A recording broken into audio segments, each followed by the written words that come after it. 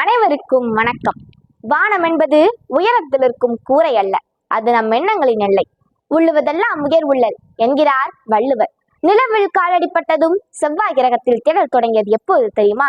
மனிதன் வானத்தை அண்ணாந்து பார்த்ததை நிறுத்திவிட்டு அதை தொட நினைத்த போதுதான்.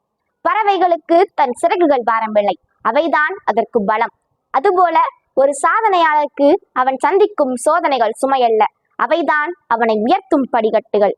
புயல் அடித்தால்தான் கழுகு மேகத்திற்கு மேல் பறக்கும். அதுபோல் நாமும் கழுகாய் மாறினால் வானம் நம் தலைக்கு கீழேதான். முயற்சி என்பது ஒரு முறை செய்துவிட்டு ஓய்வெடுப்பதில்லை, அது வானத்தில் இருக்கும் நட்சத்திரங்களை தொடும் வரை ஓயாத ஒரு பயணம். ஒரு கல்லை உடைக்க 100 முறை அடித்தால்தான் 100வது அடியில் கல் உடையும். ஆனால் அதற்கு முன்னால் விழுந்த 99 அடிகளும் வீணல்ல, அவைதான் வெற்றிகளுக்கு அடித்தளம். வெற்றி என்பது யாருக்கும் எளிதாக கிடைப்பதில்லை, ஆனால் அது உழைப்பவனுக்கு எட்டாத தூரத்தில் இல்லை.